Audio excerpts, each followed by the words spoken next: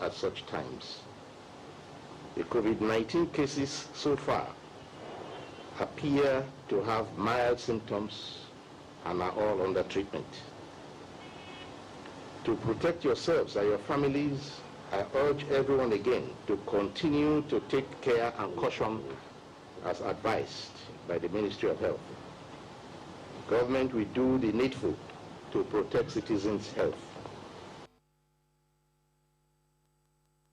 In the same vein, Katsina State also on Wednesday announced a first suspected case of COVID-19 since the outbreak of the global pandemic early December last year. The Permanent Secretary of the State's Ministry of Health, Dr. Kabir Mustafa, told newsmen during a briefing that the patient who is presently on self-isolation returned from Malaysia and developed symptoms that warrants further investigations. He further disclosed that the patient samples have been taken and the results were being expected by Thursday, March 19, adding that the contact tracing will commence as soon as the test results are out.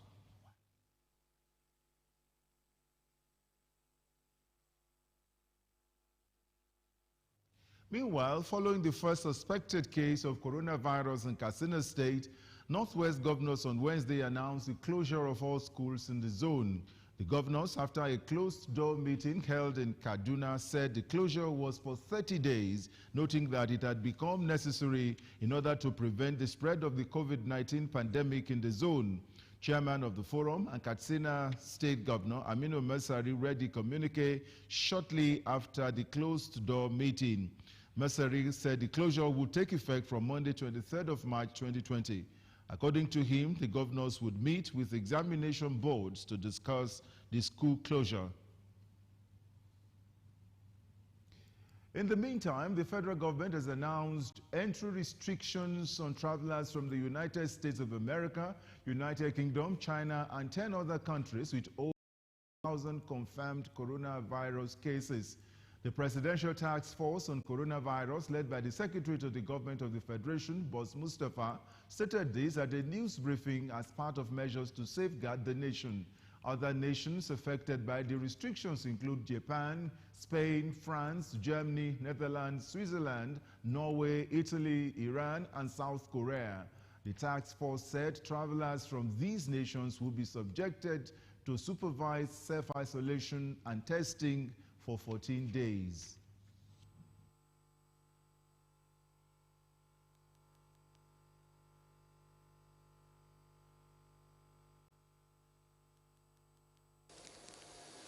The federal government of Nigeria is restricting entry into the country for travelers from the following 13 nations: China, Italy, Iran, South Korea, Spain, Japan, France, Germany, Norway, the United States of America, the United Kingdom, Netherlands, and Switzerland.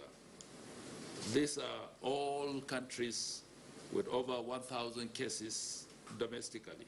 All persons arriving in Nigeria who might have visited these countries 15 days prior to such arrival will be subjected to supervised self-isolation and testing for 14 days. The federal government is temporarily suspending the issuance of all visas on arrival. The federal government is also counseling all Nigerians to cancel or postpone all non-essential travels to these countries. The federal government urges public health authorities of countries with high burden to conduct diligent departure screening of passengers and also endorses travel advisories to their nationals to postpone travels to Nigeria. These restrictions will come into effect from Saturday, 21st of March 2020, and it will last for the following 4 weeks, subject to review as the situation unfolds. Similarly, the federal government has ordered the immediate closure of the National Youth Service Corps service camps nationwide over coronavirus fears. The 2020 batch A Stream 1 NYSC members arrived camp on March 4 and are expected to leave on March 29. But the Minister of Youth and Sports Development, Sunday Dare, said the NYSC members will be released to resume at their places of primary assignment. He tweeted that the closure was a precautionary measure on coronavirus. Some NYSC members said they were asked to pack their belongings on Tuesday evening. Some of them said their deployment letters were given to them early on Wednesday morning. The Senate has called on President Muhammadu Buhari to set up a special intervention fund to attack the pandemic. This was the motion by Senator Danjuma Goje, which also urged the federal government to urgently establish testing centers in all the states of the Federation.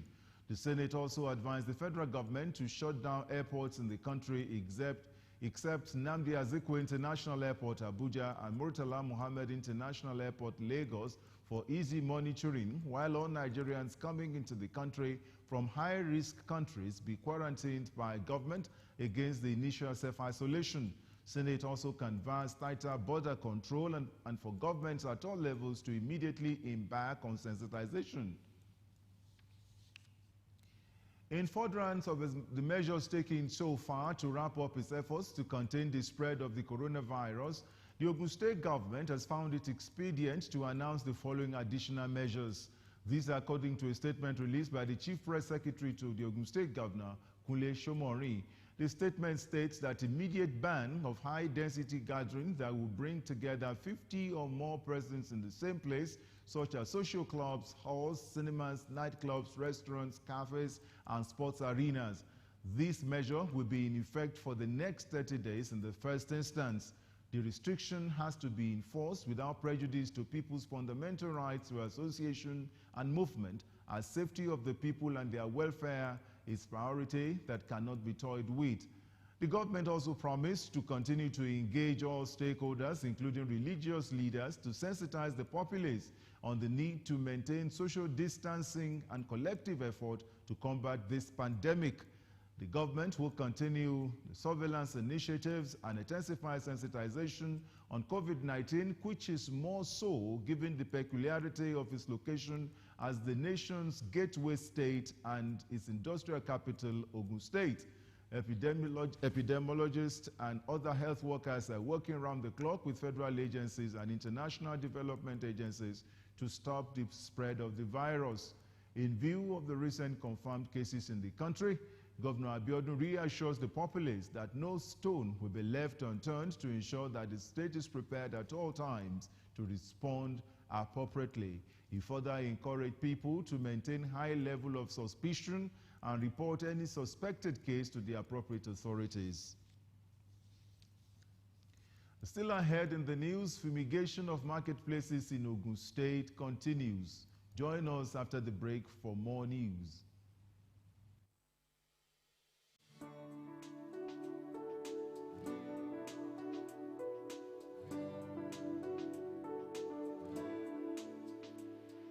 From concept to delivery,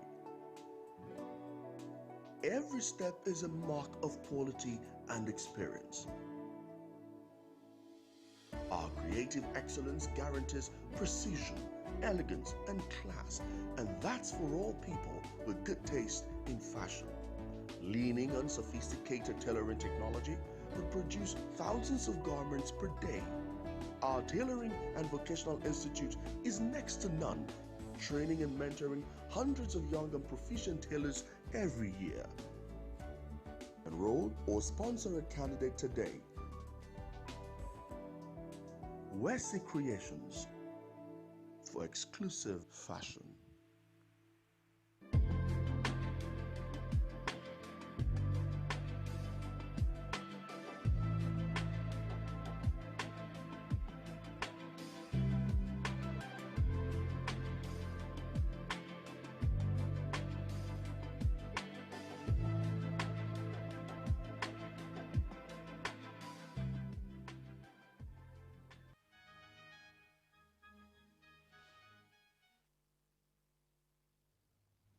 You're welcome back. Lagos State will ask religious leaders to stop Friday, Jumat, and Sunday services. The State Commissioner for Information, Mr. Gbenga Omotosho, has said Omotosho, at a briefing on Wednesday, said the religious leaders will be advised to shut down services in the interest of the public. He said this a few hours after Lagos recorded its 7th coronavirus case. According to him, it is going to be suggested to them to maybe stop Friday and Sunday services wherever there is a large gathering. He said the decision to shut down the services is in the interest of the public. The federal government has restated its commitment to contain the spread of coronavirus outbreak as quarantine centers have been established for the safety of the citizenry. The senior special assistant to the governor on health, Dr. Ololade Kehinde, stated this at a 4-day training for community leaders in Ogun State organized by the Ministry of Community Development and Cooperatives. Adebola Oshomoji covered the event held at the Social Development Institute, Shasha Ikweru. A report. Good citizenship and leadership qualities connote necessary ingredients for community development practice. For this reason, the Ministry of Community Development and Cooperatives organized a 4-day training course for community leaders in Ogun State at the Social Development Institute, Shasha Ikweru Remo. We should form a formidable team and speak in one voice. We are all the same. That is how it should be in our different communities. We should make ourselves equal. At the training program, Senior Special Assistant to the Governor on Health, Dr. Ololade Kehinde, led members of the World Health Organization, National Orientation Agency, and Ogun State Healthcare Management Board in sensitizing the participants on measures to be taken in containing the outbreak of coronavirus in the country. Advice that you should wash your hands for about 20 seconds under running water with soap. There are special ways of cleaning the hand, but just make sure you clean all the crevices, you clean the nails, and you clean the palms. And also, apart from that, if for one reason or the other, water is not readily available where you are, you can make use of alcohol-based hand sanitizer. Also, another thing is to prevent, there's something called respiratory hygiene, meaning we won't just readily be putting our hands in our eyes, our nose, our mouth. So when we want to cough, it's like this, into the sleeve of our dress. Questions were raised on the issue of the virus, while the representative of World Health Organization provided answers accordingly. Adebola Oshomoji, Ogtv News. Towards combating the deadly virus being experienced globally, the Segbol and Sons Enterprises, in collaboration with the Ministry of Environment, has embarked on fumigation of markets in Ogun State. The fumigation exercise, which commenced a week ago in Abeokuta, the state capital, has moved to major markets in Ogere and Ikweru Remo in Ikene local government area of the state. Kunle Ibikunle's report is presented in this package. The fumigation of marketplaces in Ogun State, embarked upon by the Segbol Sons and Enterprises, the agency is saddled with the responsibility of pest and vector control in collaboration with the Ministry of Environment, has moved to major markets in Ogere and Ikweru Remo in Ikene local government area.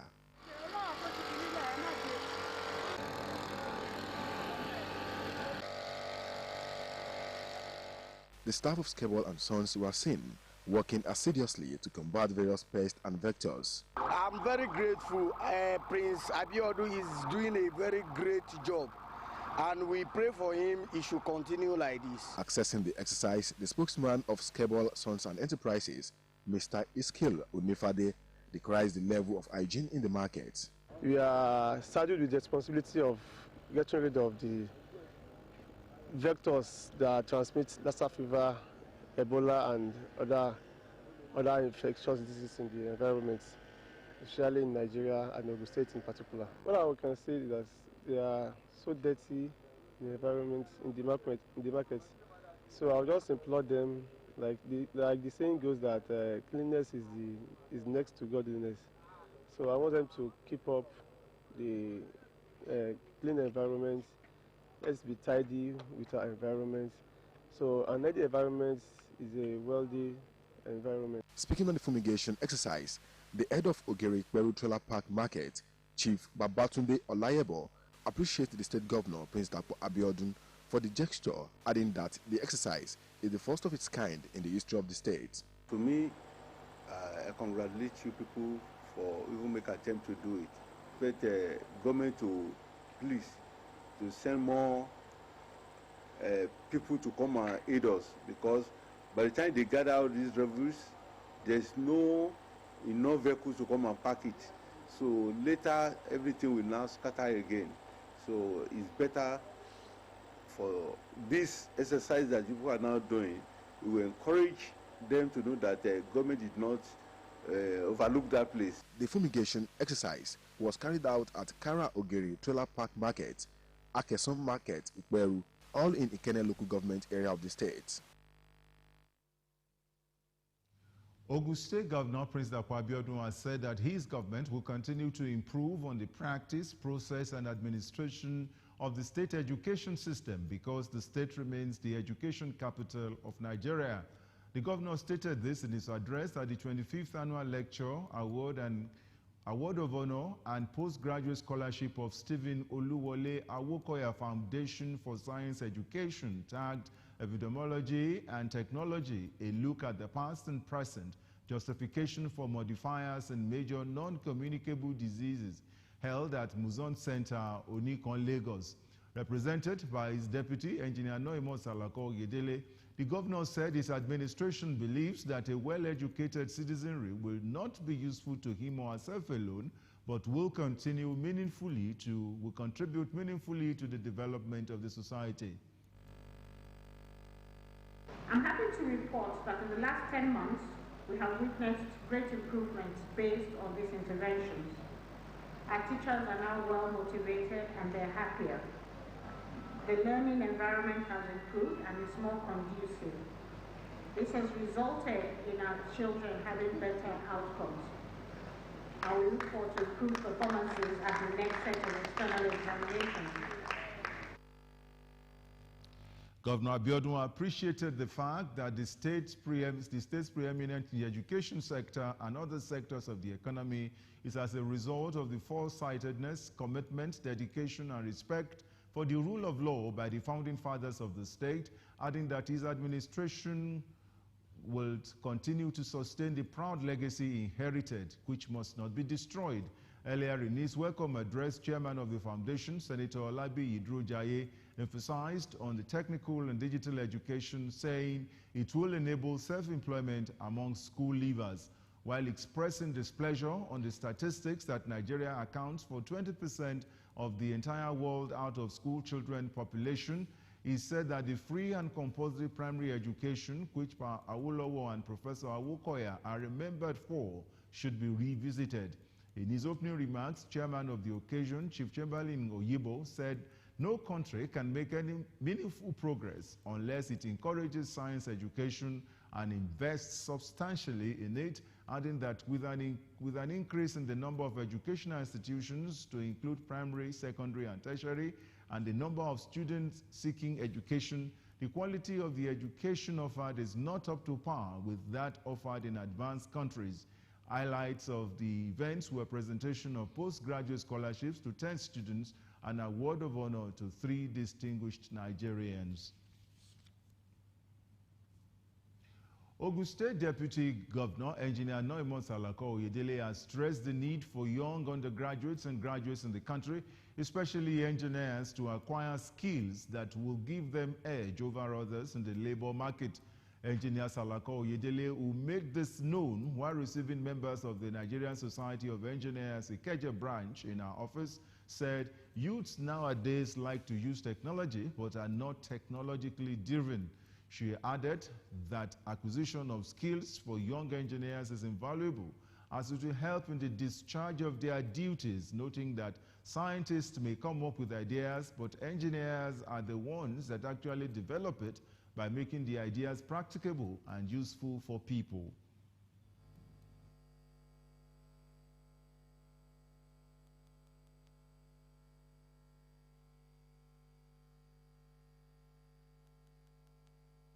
Employability of youth is a big issue in the workplace.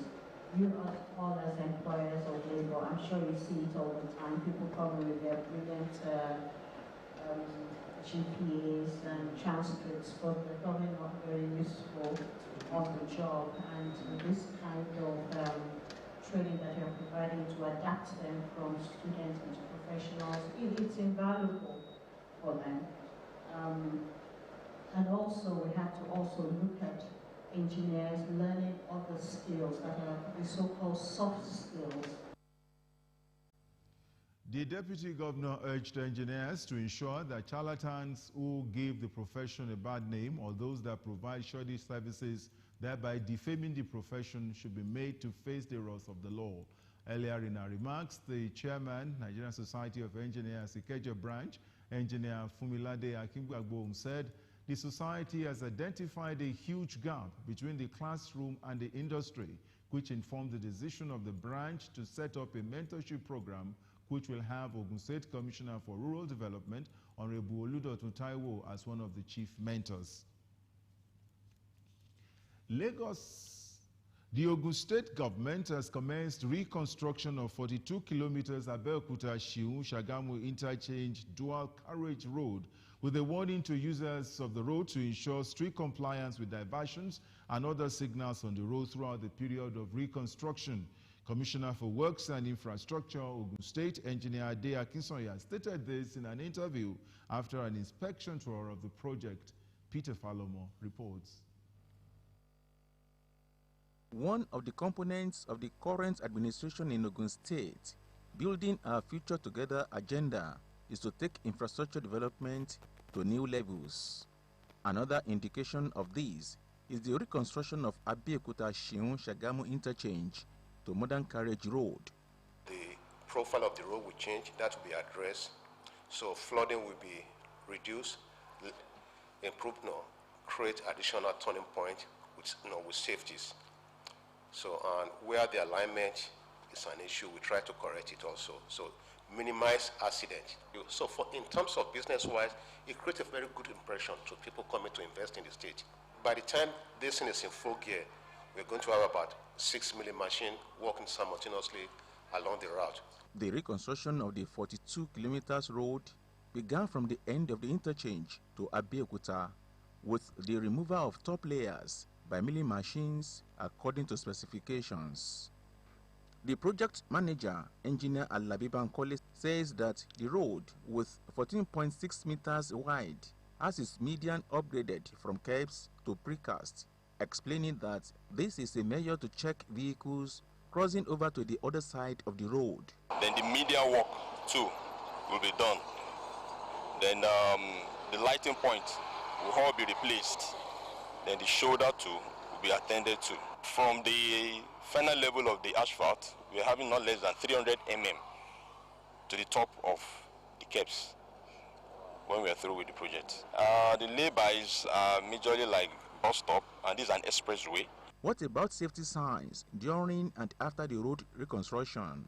We have a provision for some signages board that will indicate slow down for all the road user at every 200 kilo. We just want to employ our motorists, those who are applying the road. They should avoid driving recklessly. They should adhere strictly to our flagmen and our safety procedures. They also enjoined residents along the road to cooperate with the engineers throughout the period of the reconstruction. There is no gainsaying that the project of reconstruction of Abeokuta-Shiun-Shagamu Express Road is going to be another giant stride in the administration of Prince Dapo Abiodun in Ogun State. And of course, it is expected that the road will be completed within the 3 months duration. From interchange, here in Shagamu, Peter Falomo, Ogtv News. The Minister of Police Affairs, Muhammad Dingyade, has said that the recruitment of a fresh batch of 10,000 policemen will commence soon. This is part of the planned recruitment of 40,000 constables over a 4-year period of President Muhammadu Buhari's tenure. Dingyade said that arrangements were being made for the commencement of the exercise, which is expected to increase the numerical strengths of the police force to tackle security challenges facing the country. The minister revealed this in Abuja on Tuesday during the launch of a book, Introduction to Law Enforcement, a training guide for the Nigeria Police Force, authored by retired DIG Adeyemi Ogunjemilusi. But the recruitment process was marred by disagreement between the Nigeria Police Force leadership and the Police Service Commission, which made the commission challenge the power of the Nigeria Police Force leadership to recruit constables in court. Scores of bandits operating in Walawa, Yadi, and Kaduru Hills in Kaduna State were flushed out from their hideouts by Nigerian Air Force fighter jets. Many of the bandits were killed and their logistic supplies were destroyed in joint air and ground operation. The Director of Public Relations and Information, Nigeria Air Force, Air Commodore Ibikunle Daramola, in a statement, disclosed that the Nigerian Air Force, in a special operation conducted in coordination with the Nigeria Police Force and other security agencies, had smoked out armed bandits from their camps. The operation also led to neutralization of several of the bandits and destroyed some of their logistic supplies in the process. He added that the operation, which was carried out on the 17th of March 2020 after credible intelligence, surveillance, and reconnaissance missions, revealed that the bandits, after driving away the original inhabitants of the area, had continued to operate from the locations with impunity. Accordingly, the Nigerian Air Force detailed its attack aircraft to conduct series of air raids at the bandits' camps, resulting in the destruction of some of the logistics facilities and structures housing the armed bandits, as well as the neutralization of several of them. The airstrikes also paved way for ground forces to conduct mop-up operations supported by Nigerian Air Force combat helicopters, with no fewer than 5 commanders of Ansaru and a dozen armed bandits were neutralized in the operations. The Nigerian Air Force, working in consonance with other security agencies, will sustain its operations to flush the armed bandits out of the northwest zone of the country. Towards ensuring a crime-free society, the Ogun State Police Command has paraded 47 cultists arrested across the state. The Commissioner of Police, Ogun State Command, Kenneth Abrimson, stated that cultists were arrested in different hideout locations in Ikperu, Remo, Igbesa, and Owode-Egba with the aid of community policing at Eleweron, Abeokuta. Kunle Ibikule's report is presented in this package. While parading the suspects at police headquarters in Eleweron, Abeokuta, the Commissioner of Police, Ogun State Command, Kenneth Abrimson, gives an overview of the suspects arrested. Due on intelligence report and complaints that have been emanating from Ikperu Axis, the command tactical teams were dispatched to Ikperu last night, whereby they went on a search of the cultists, and eventually 21 of them were arrested last night from their various initiation locations and criminal hideout. We are gotten with a pump action automatic gun. CP Kenneth Abrimson reiterates the command's commitment to making the state unconducive for criminals to operate, just as he narrates how a 19-year-old boy, Abdulaziz Adedeji, a 200-level student of Olabisi Onabanjo University, Agwegwe, was caught in a hotel. Early hours of today, to sustain that raid on the cultists, led to the arrest of another 22 suspects from the same location. And 2 other men or boys who claim to be soldiers accompanying some of the cultists on their mission. And again, from the Axis of Ibesa, we were able to arrest a confirmed AA cultist with his gun and with his weapon. Some of the suspects speak about their illegal activities. The vehicle, I bought it last year, sir. Where did you get the money? Do you work? No, sir. How did you get the money to buy it? I just also, sir. I just do. I'm into Bitcoin and Yahoo. I did not embark on an illegal operation. The guy is like a friend to me in the street before I joined the army. So he texted me, then I was in duty, that one guy is disturbing him. It was in the midnight, I was sleeping, when some set of men came in with arms, gun, rifle. They just came in, I said, who are you?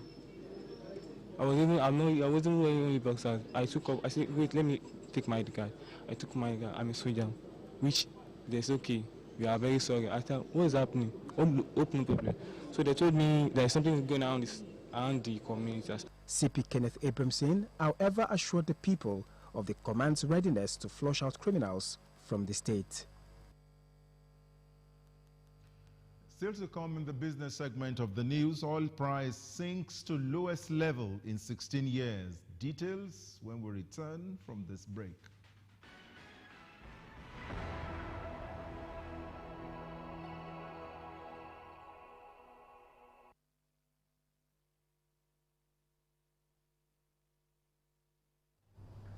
Welcome to the business segment of the news. The federal government has directed the Nigerian National Petroleum Corporation (NNPC) to reduce the pump price of petrol from 145 naira to 125 naira. This, the government said, was to reflect the current crash in the global price of crude oil. President Muhammadu Buhari had approved the price reduction after the Minister of State, Petroleum Resources, Mr. Timepre Silva, briefed him on the matter.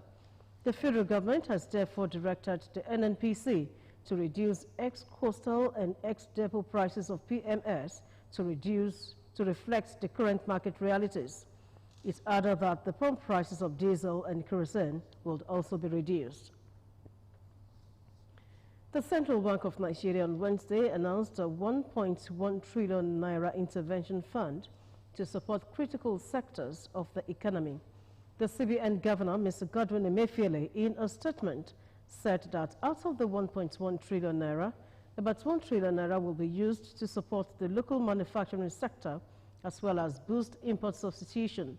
He added that the balance of 100 billion naira will be used to support health authorities to ensure laboratories, researchers, and innovators work with global scientists to patent and produce vaccines and test kits in Nigeria. This, he said, was imperative following the coronavirus pandemic, adding that the 100 billion naira would enable the country prepare for any major crisis ahead. The price of Brent crude oil, the international benchmark, extended its decline on Wednesday, trading around $26 per barrel, its lowest level in 16 years, as global markets continued to respond to the price war between Saudi Arabia and Russia amid the spread of the coronavirus pandemic. Brent, against which Nigeria's crude is priced, fell by $2.33 to $26.11 per barrel, its lowest since late 2003. With the oil price now more than 50% lower than Nigeria's budget benchmark, the country's oil-dependent economy has come under more pressure.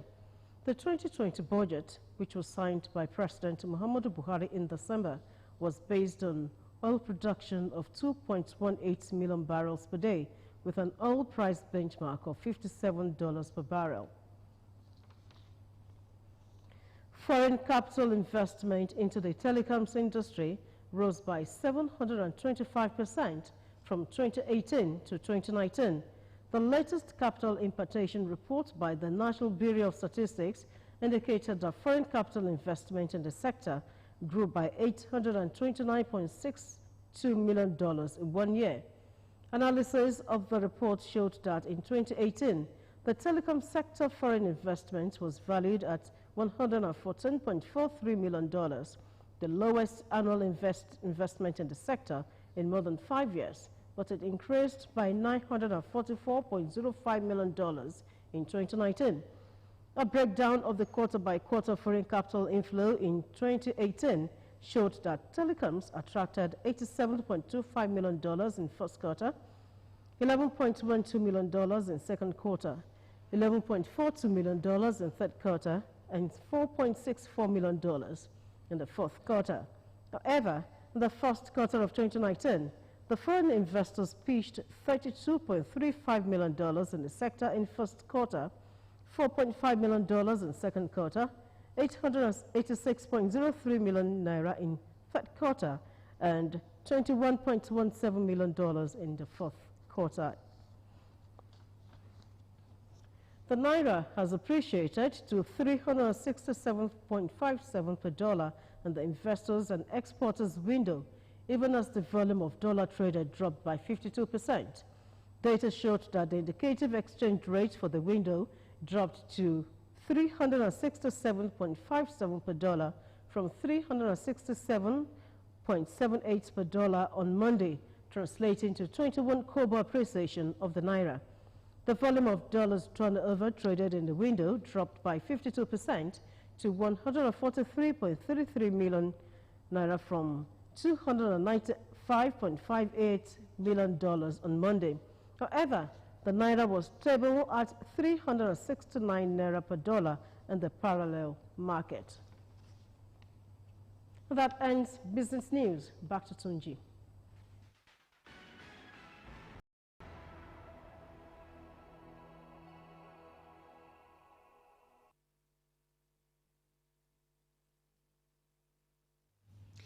Welcome back. In the world today, travelers from outside the EU are being turned away from airports and borders after the 27-country bloc imposed a 30-day ban to halt the spread of coronavirus. Details are in this package.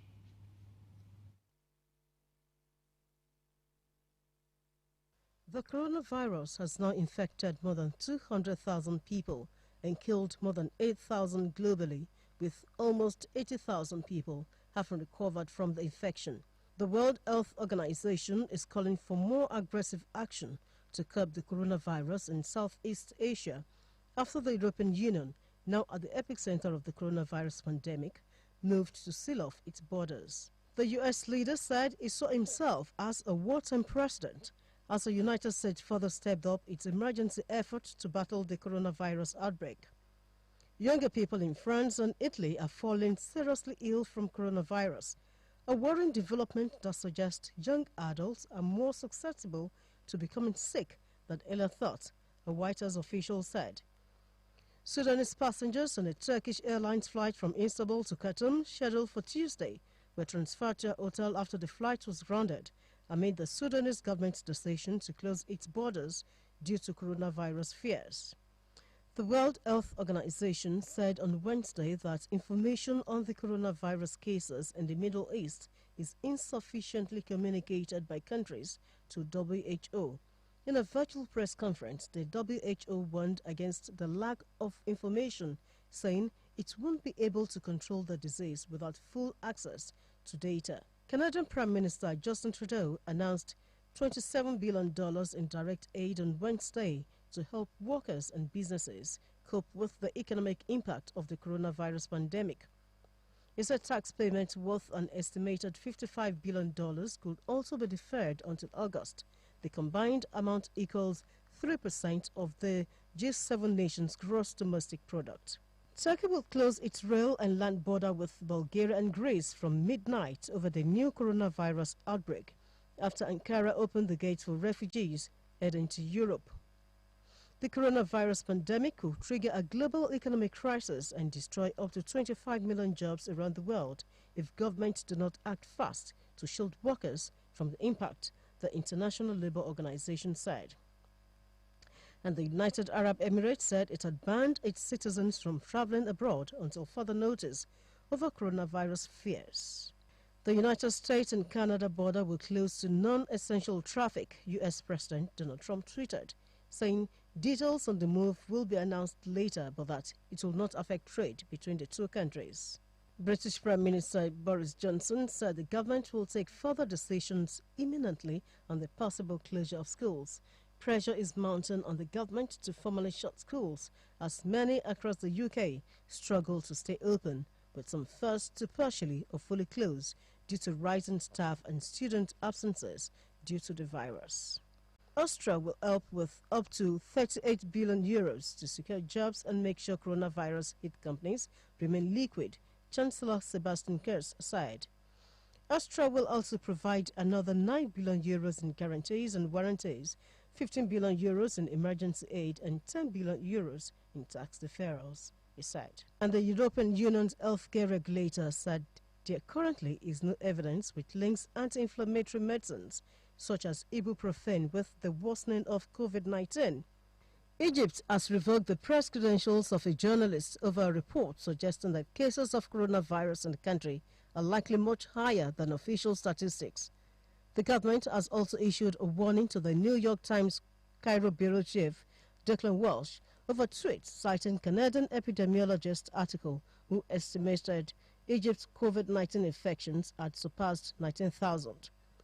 It also demanded that the newspaper publish an apology for the article, which it described as full of professional mistakes, or its permit to operate in the country be withdrawn. Authorities have warned of tough measures, including jail terms, for anyone who spreads false information concerning the virus. And that's it on The World Today. Moses Ojewumi will bring on the sports segment of the news shortly.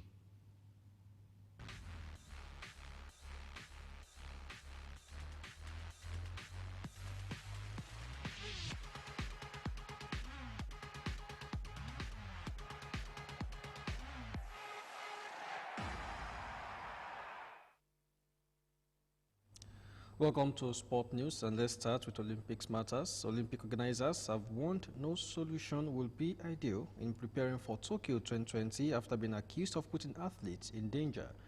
The summer showpiece is scheduled to begin on 24th July despite the relentless cancellation of sporting events as a result of the coronavirus outbreak. Olympic champion Katrina Stefanidi said the International Olympic Committee was risking athletes' health with its determination to hold Tokyo 2020 at the scheduled date. And now to tennis. The United States Tennis Association USTA says it has not ruled out the possibility of switching the US Open to a later date after the French Open was moved back to September. USTA says it is assessing all options but is not currently implementing any changes to its schedule. The US Open, which is played in New York, is due to begin 31st August. USTA also criticized the French Tennis Federation's unilateral decision to move the dates of Roland Garros. The event in Paris was due to be played from 24th May to 7th June, but instead will take place from 20th September to 4th of October. Now to football stories. European leagues have committed to ending all domestic seasons by June 30th, according to a statement released by UEFA.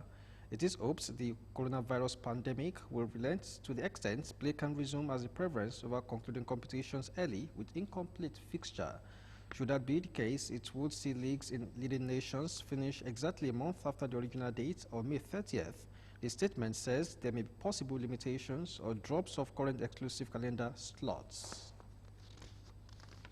Arsenal players remain on course to return to training next Tuesday following their period of self-isolation due to the coronavirus outbreak. Head coach Mikel Arteta tested positive for COVID-19 last week, prompting Arsenal's game at Brighton to be postponed and playing a part in the Premier League opting to cancel all fixtures until April 4th at the earliest. In line with government advice, all Arsenal players and backroom staff were forced into a 14-day self-isolation period due to working in such close proximity to Arteta.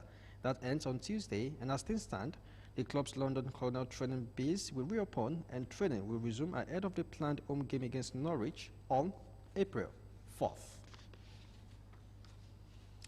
Now, on the local scene, it was a high-scoring day in the Nigerian Professional Football League Matchday 25 fixtures, which saw champions Eyimba and Enugu Rangers return into the top 5 of the table, with Plateau United still leading after the all-end wins. Eyimba secured a 2-0 away win over relegation-bound Adamawa United. Enugu Rangers also earned a maximum 3 points, defeating Dakada FC in Akwa Ibom by 3-2. Jigawa Golden Stars beat Atland of Owerri by 2-1. Lobby Stars pipped Ifeanyi by Longo, while MFM FC earned a 2-1 win against Abia Warriors in Lagos. In other matches, Nasarawa United and Akwa United played a goalless draw. Plateau United beat Kwara United by 2-1. Rivers United were 3-0 better than Warri Wolves. Katsina United earned a shocking 1-2 win over Sunshine Stars in Akure, while Wiki Tourist pipped Kano Pillars 1-0. And lastly, Samson Siasia has pleaded with courts of arbitration for sports cars to grant him temporary relief to resume his coaching business when his appeal against the live ban slammed on him by FIFA would be heard. This followed indefinite suspension on the matter by CAS in the aftermath of the coronavirus epidemic that is spreading across the globe. Siasia reviewed this ahead of the March 19th scheduled dates for the year in Switzerland. Siasia was last year under a live ban from football-related activities following allegation of involvement in match fixing. And before I go, let me quickly inform you that Nigerian Professional Football League has been suspended till further notice in line with global health preventive protocol against the coronavirus, otherwise known as COVID-19. And that wraps up the sports segment of the news. Back to you, Tunji.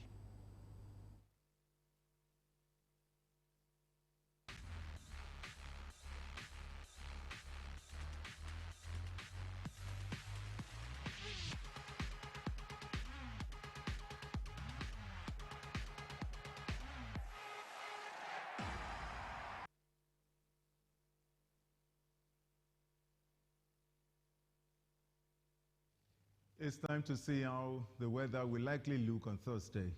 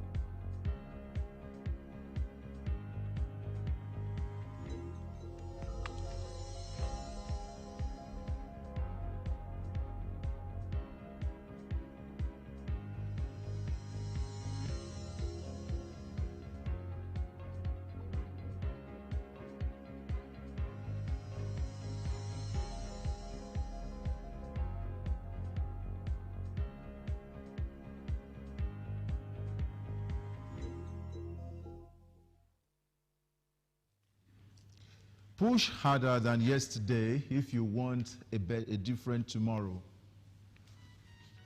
You can watch us